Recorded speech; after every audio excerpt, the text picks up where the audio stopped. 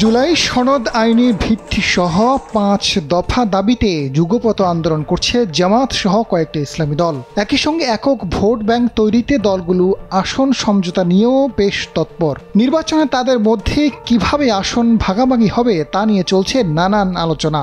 ইসলামী দলগুলোর নেতারা বলছেন আসন ভাগাভাগি হবে আলোচনার মাধ্যমে। সমঝোতা হলেও আসন ছাড় দেওয়া ব্যতীত কোনো দলের সঙ্গে ঐক্য হবে না। ইসলামী দলগুলো এক বাক্সে ভোট আনার চেষ্টা চালাচ্ছে, সেদিকে চিন্তা রেখেই নির্বাচনী সমঝোতা হবে। বরিশালে ইসলামী আন্দোলন বাংলাদেশের অবস্থান ভালো, সেখানে জামাত প্রার্থী দেবে না। পিরোজপুর, পাবনা, কক্সবাজার, সাতক্ষীরা সহ বিভিন্ন জায়গায় জামাতের অবস্থান ভালো, সেখানে অন্যান্য ইসলামী দল প্রার্থী রাখবে না।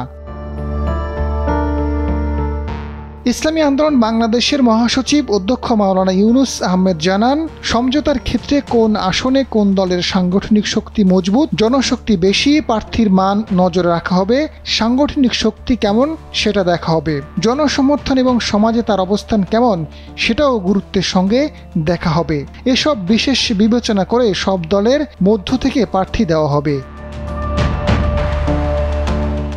প্রার্থী বাছাই দলের আমির ও কেন্দ্রীয় নেতাদের বিশেষ বিবেচনা রাখা হবে। বাংলাদেশ খেলাফত মজলিসের মহাসচিব জালালউদ্দিন আহমেদ জানান, প্রতিটি আসনে দলের চেয়ে প্রার্থীদের অবস্থান, তার প্রতি এলাকার জনসমর্থনকে গুরুত্ব দেওয়া। ছোট দলের ক্ষেত্রে আমির ও হেভিওয়েট কেন্দ্রীয় নেতার এলাকার সমর্থন এবং পরিচিতিতে পিছিয়ে থাকলেও প্রার্থী হিসেবে তাকে গুরুত্ব দেওয়া হবে।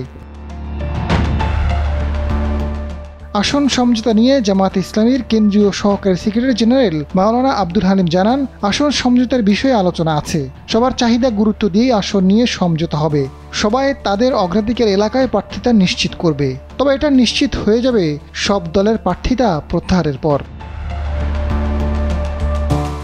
ইসলামী দলগুলোর সূত্র বলছে, আসন সমঝোতার বিষয়ে আলোচনা রয়েছে জামাত, ইসলামী আন্দোলন বাংলাদেশ, বাংলাদেশ খেলাফতে মজলিস, নেজামে ইসলামী পার্টি ও বাংলাদেশ খেলাফত আন্দোলন। চলতি বছরের ফেব্রুয়ারি-মার্চ থেকেই ইসলামী দলগুলো একক ভোট ব্যাংক তৈরিতে কাজ করছে।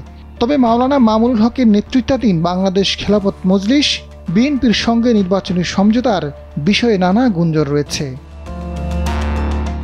আজাদ ফারুক, সময়ের আলো।